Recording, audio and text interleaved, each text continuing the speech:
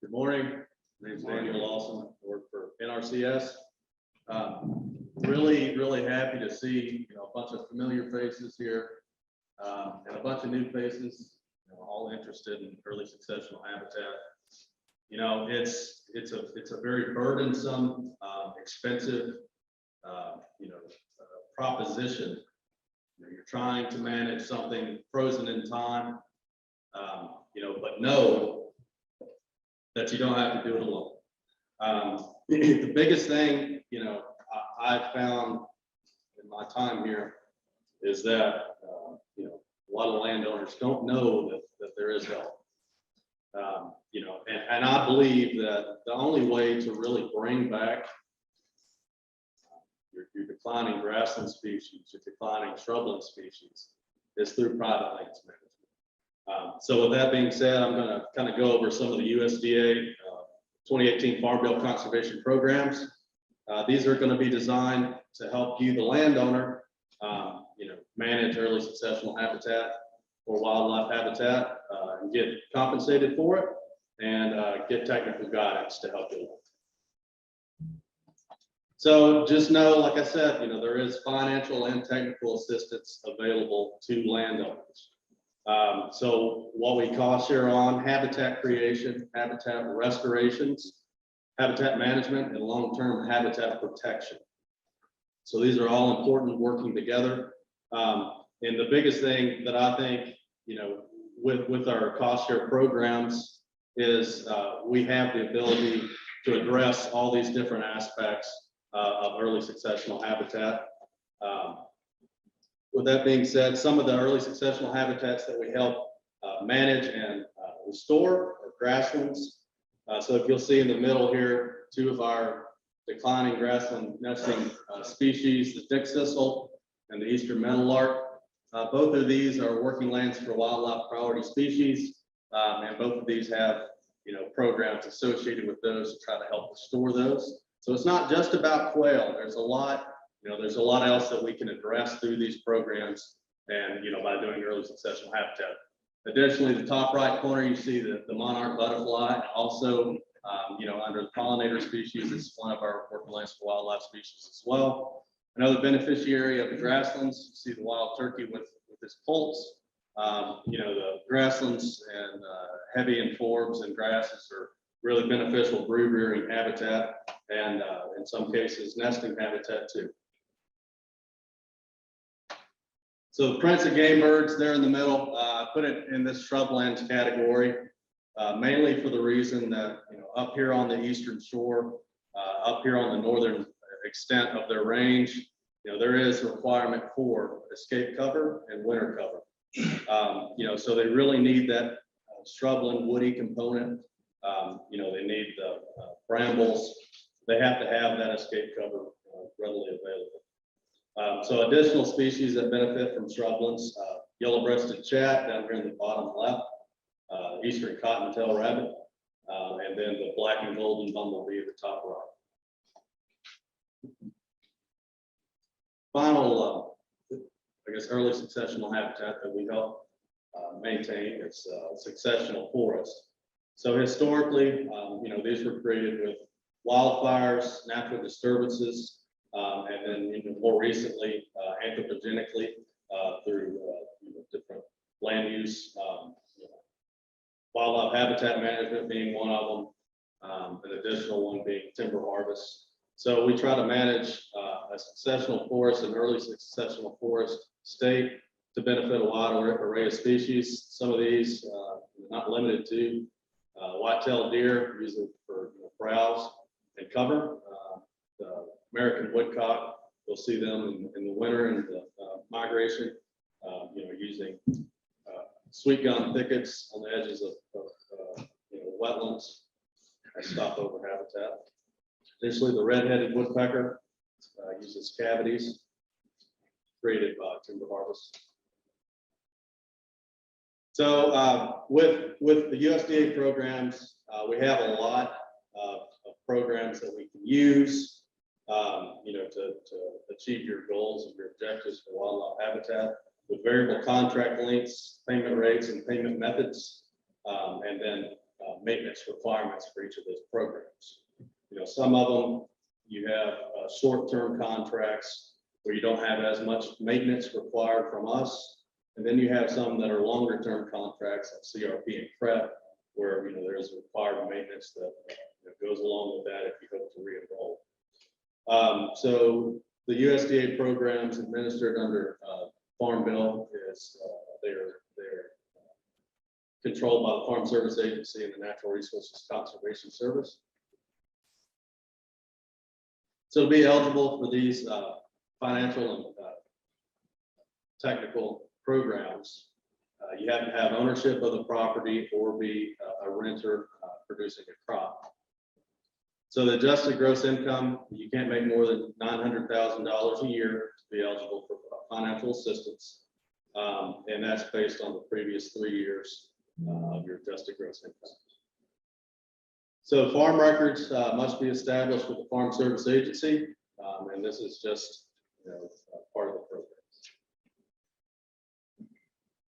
So some of our conservation programs administered through NRCS, the Environmental Quality Incentives Program, Conservation Stewardship Program, the Agricultural Conservation Easement Program, which administers the wetland reserve easements.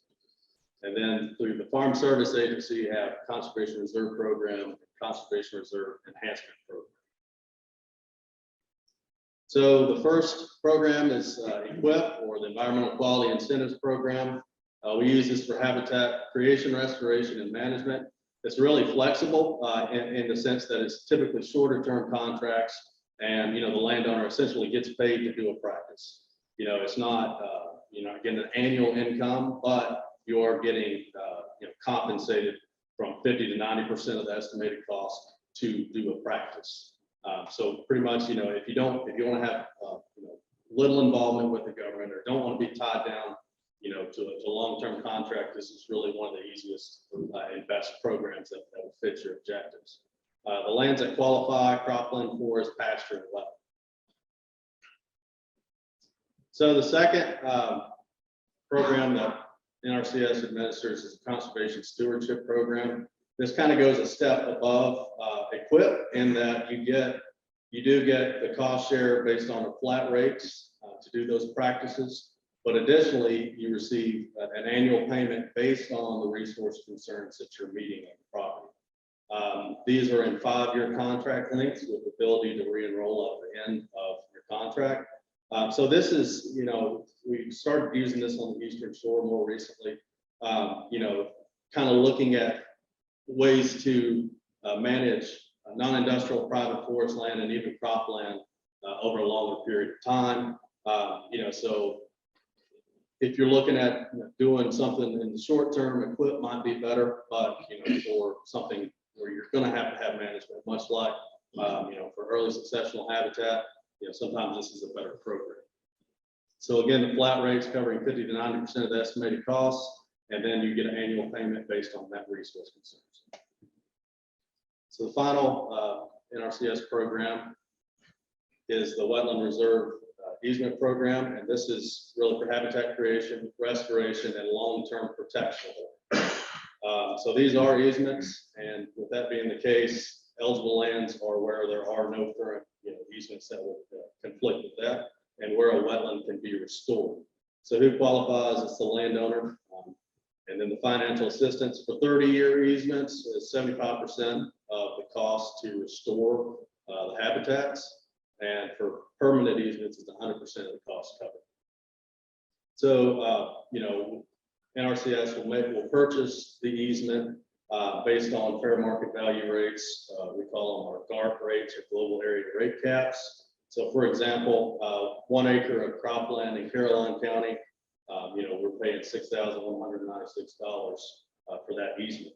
So what you get is that cost per acre, and then you get 100% of the cost if you want to do a perpetual easement covered. So it's a really good option on areas that you're not worried about trying to keep in production. If you're wanting to set aside for wildlife habitat, it's really great choice. Additionally, like I said, 30-year permanent contract lengths for those.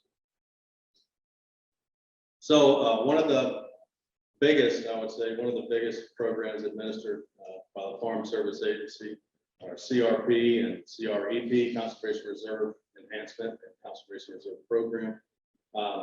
So people that qualify are the landowners or farm operators, and the lands that qualify are production land, so cropland or forest land, pasture land. So financial assistance, Farm Service Agency pays up to 50% of the practice estimated costs. And additionally, you get annual soil rental rates based on soil types, paid per acre annually. So depending on the program you get into, there's from 80 to 200% of the soil rental rate that's paid out. And additionally, you can get state and federal bonuses, some of those being $100 an acre sign-on bonuses and additional 40% cost share for any practices, for any of the required practices. Contract lengths for these are 10 to 15 years. Some examples of the programs are CP4D wildlife habitat. We use these, a lot to try to accomplish quail habitat because you can do kind of a shrubland setting. Filter strips, these are one of the most popular programs in Maryland. These are just done on water bodies to pretty much filter any kind of water coming off cropland or production area to make sure that the water quality is maintained. Additionally, one of our highest paying programs, CP23 wetland restoration, in areas of production that stay wet and you're not able to get a crop off or plant a crop, it's really a good option, because you're paid up to twice the soil rental rate, which can be upwards of $200-300 per acre. So with any of these programs and, with any early successional habitat management, the key is disturbance. We're trying to manage a snapshot in time. And some of the cost share programs that we help, to do that, some of the practices are prescribed burning will help cost share on that. Disking, spot chemical treatments, or brush management, and then herbaceous weed treatments. And finally, in some cases where, the timber could be conducive for, once you remove that to create some early successional habitat, we would pay if you were desire to clear cut, we would pay you to keep trees for wildlife. So that's would be done with a timber harvest plan. So that's all I got. And this is the contact info. We'll just keep this on the screen so you guys can reference it. And any questions?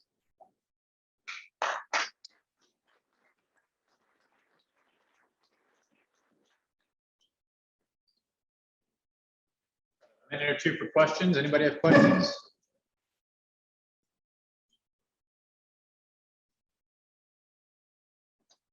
Sure, somebody must have some question about. Actually, that's for right here we go. Chris, Are all of those prep, are they all available right now?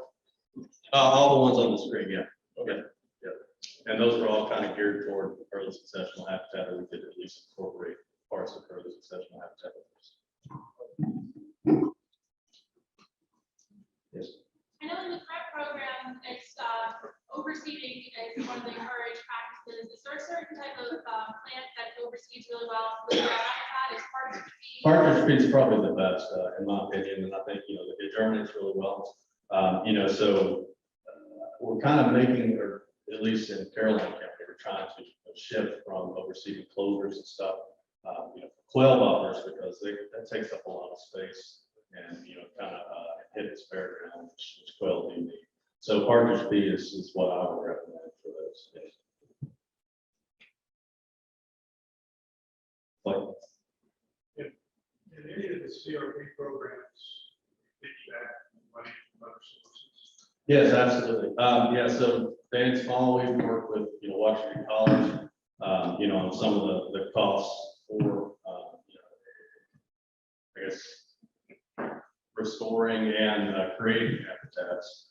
So it's not, so we can't really use both the Farm Service Agency programs and Dan's if we're trying to maintain, but to create habitats, yeah, absolutely. We can kind of piggyback this together.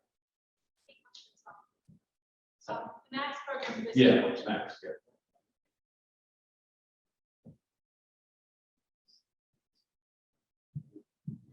Well, perfect, thank you all, thank you, Jane.